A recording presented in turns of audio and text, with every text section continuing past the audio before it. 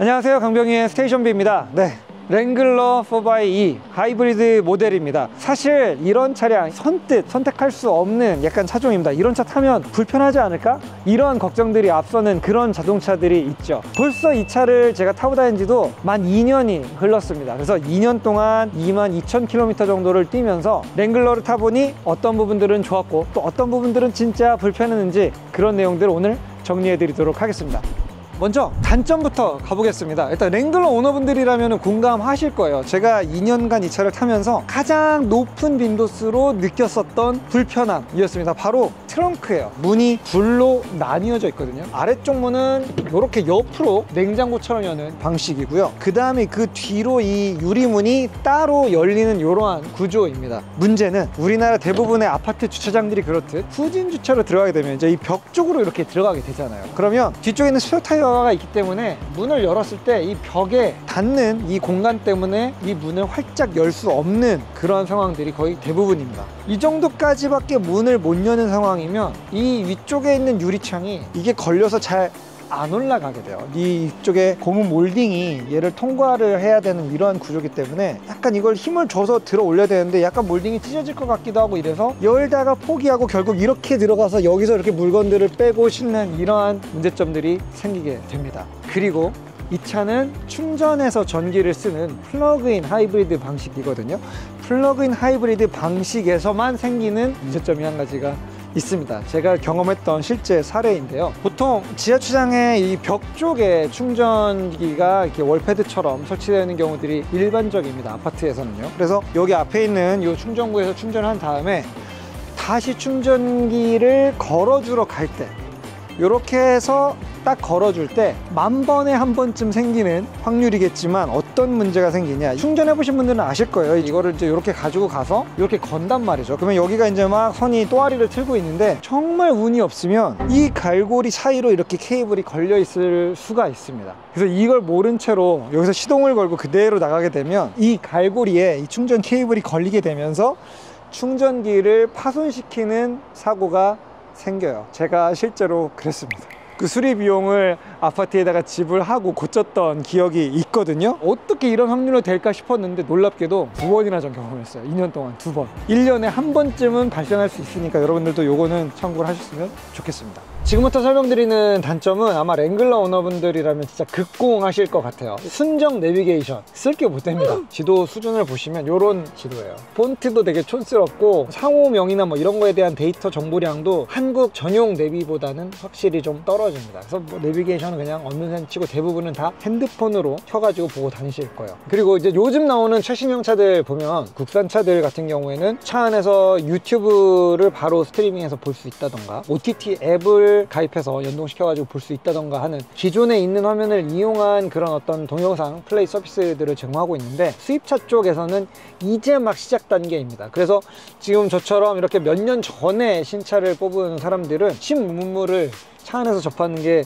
쉽지는 않았거든요. 그래서 그런 부분들이 이제 요즘 차들 시승하고 오면 좀 아쉬운 부분들이었어요. 그런데 이번에 국내 자동차 TV 스틱 분야 1위 기업이라고 하더라고요. 메이튼에서 되게 좀 흥미로운 제품을 하나 PPL 광고를 좀 주셨거든요. 안드로이드 오토 프로 X라고 하는 요 제품이거든요. 근데 이걸 달면 방금 얘기했던 그 단점들을 한 번에 상쇄하는 방법이 생깁니다. 크기는 이렇게 조그마해요. 그리고 그냥 차 안에 있는 USB-A나 C타입에 그냥 연결해주고 기다리면 인스톨이 끝납니다. 안 보이는 곳에다가 넣어놔도 돼요. 요거를 해놓으면 갤럭시 폰의 덱스 기능을 이용한 장비거든요. 갤럭시 사용자분들 중에 덱스 기능이 달려있는 폰을 갖고 계시면은 누구나 차에 있는 화면을 스마트폰의 화면, 아니 그냥 PC 화면을 여기다 띄워놓는 것처럼 활용하시는 게 가능해집니다. 그냥 일반 PC 바탕화면처럼 이 화면이 전환될 수 있게 됩니다. 핸드폰에서 쓰고 있던 내비게이션 앱이든 어떤 앱이든 이 화면을 통해서 열 수가 있다는 거예요. 그래서 이제 이 화면으로 웹 서핑을 하는 것도 가능해지고요. 그리고 이제 OTT 앱들, 넷플릭스든 웨이브든 여러분들이 사용하시던 그 어떤 앱이든 여기에서 이제 이 화면을 이용해서 컨텐츠를 즐길 수가 있게 되는 겁니다.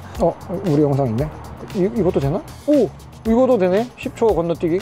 이런 트랙도 다 되네. 이제 여기서 이제 넷플릭스로 바꾸면 넷플릭스도 바로 나오는 거죠. 깨끗하게 사운드도 잘 넘어가는 것 같아요. 원래 차량의 내부에 장착되어 있는 어떤 그런 OTT 앱들이 있는 차량들도 있기는 하지만 주차 상태에서만 영상이 나옵니다.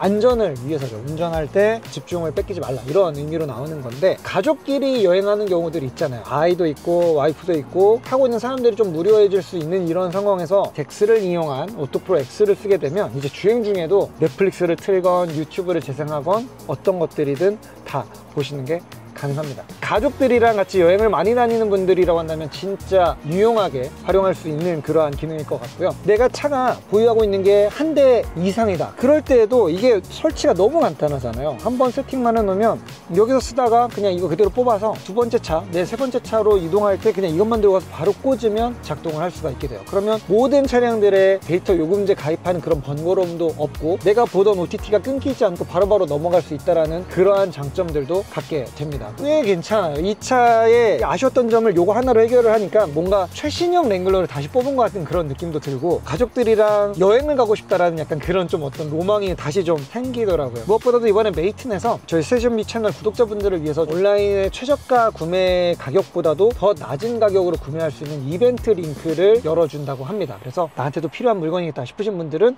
아래쪽에 걸려있는 링크 통해서 한번 구경해 보시면 좋을 것 같습니다. 장거리 주행을 하거나 시간을 오랫동안 이 차의 운전석에서 보내게 되면 시트가 그렇게 편하다는 느낌은 아니에요. 이 전 세대 JK 랭글러에 비하면 시트의 품질이나 인체 공학적인 설계는 확실히 좋아지긴 했거든요. 근데 그럼에도 불구하고 오래 탔을 때 뭔가 불편하게 느껴지는 이유는 이 시트 자체보다는 풋레스트의 부재인 것 같습니다. 이 차는 이 왼발을 기대 놓는 그 풋레스트가 없거든요. 시트를 가장 아래로 낮춰놓은 요 높이로 타더라도 풋레스트가 있으면 좀 많이 올라와서 이 정도쯤의 풋레스트가 있어줘야 되는데, 이게 없다 보니까 발을 두는 이 자체가 약간 왼쪽 다리에 스트레스를 좀 주는 부분들이 있습니다. 근데 이 풋레스트가 애프터마켓에서 굉장히 많이 나오고 있었더라고요. 5, 6만 원대 정도면은 쉽게 장착할 수 있는 건데 모르고 지금까지 그냥 타고 있었습니다. 이 랭글러의 장점 중에서 가장 제가 좋아하는 장점이 있습니다. 일단 차의 이 디자인인데요, 워낙 몇십 년 동안 바뀌지 않았던 클래식한 디자인이기 때문에 오래 타도 질리지가 않습니다. 질리지 않는 것보다 더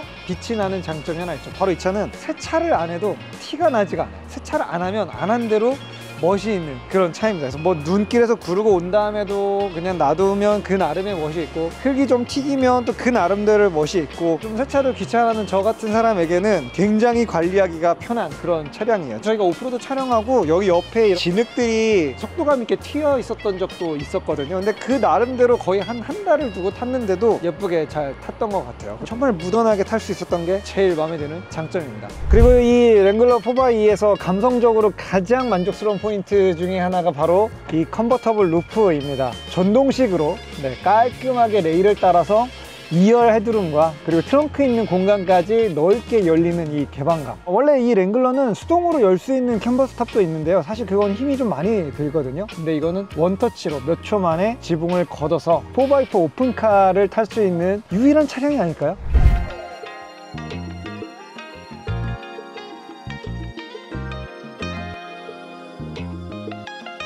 저희 사무실에 이렇게 차들이 좀 많아서 주차장이 부족할 때가 있거든요. 그럴 때에는 저만 세울 수 있는 이 공간, 랭글러 전용 주차 자리가 이렇게 있습니다. 다른 SUV로도 저희가 몇 번 시도해 본 적 있었는데 잘 못 올라오더라고요. 그래서 맘만 먹으면 어떤 곳이든 내가 안전하게 내 가족들이랑 같이 이동할 수 있다는 거, 이게 주는 만족감도 굉장히 큽니다. 이 랭글러는 어느 시절에 어떤 모델을 경험했느냐에 따라서 여러분들 기억 속에 남아있는 그 퀄리티가 완전 다를 거예요. 과거에 디젤 엔진이 존재했을 때 그때 랭글러를 경험하신 분들이라면 거의 무슨 군용 장비나 경운기 수준으로 달달거리는 그 엔진의 소음과 진동을 기억하고 계실 거고요. 휘발유 엔진으로 바뀌었지만 여전히 휘발유 엔진도 소음이 어느 정도 좀 있고, 이게 방음이 잘 되어 있는 차가 아니기 때문에 요란하게 달리는 차인 거는 맞습니다. 하지만 4x2는 전기가 있을 때에는 완벽한 EV 모드로만 갈 수 있기 때문에 이렇게 가파른 오르막에서도 아무 소리 없이 이렇게 이동을 할 수가 있죠. 바디 온 프레임, 이런 방식의 차량들은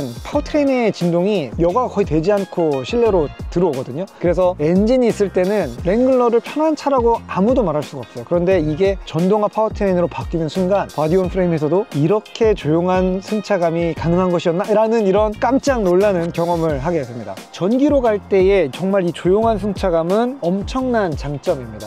하지만 여기서 동시에 단점이 또 발생하게 되는데요. 그 전기로 주행할 수 있는 거리가 딱 40km 정도, 최고로는 한 52km까지 배터리로만 타보긴 했는데 1년 평균 내면 한 40km 정도 보면 되는 것 같습니다. 그래서 40km까지 지난 이후에는 엔진이 깨어나게 되는데, 그때부터는 조용했던 승차감이랑 상대적으로 상반되는 가솔린 엔진의 소음과 떨림, 이런 부분들이 약간 좀 거칠게 들어오는 경험을 해야 된다는 거죠. 그래서 이 차를 타면 무조건 전기로 가는 조건으로만 웬만하면 타려고 하게 돼요. 지금도 이제 배터리가 10% 정도밖에는 남아있지 않아서 이제 슬슬 집에 들어가서 충전을 해야겠다, 이런 생각이 드는 거죠. 보통 랭글러는 출퇴근으로 쓰는 분들보다는 약간 장거리 여행용으로 쓰시는 분들도 많이 계시잖아요. 주말용 자동차, 약간 이렇게 쓰는 경우들도 많을 텐데, 그러한 조건에서는 고속도로에 올라가서 조금만 달리면 배터리가 소진된다. 이게 어떻게 보면은 이 차의 아이러니한 단점이기도 합니다. 그리고 연비, 지난 1140km의 평균 연비는 리터당 14km대 정도를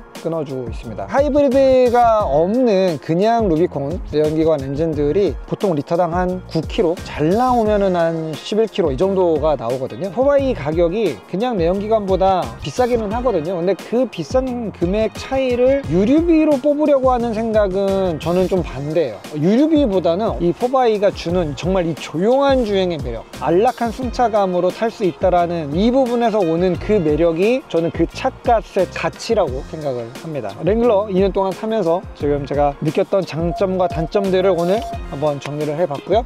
그리고 이 메이튼의 안드로이드 오토 프로 X 관심 있는 분들은 저렴하게 구매할 수 있는 기회가 이번에 생겼으니까 한번 둘러보시면 좋을 것 같습니다.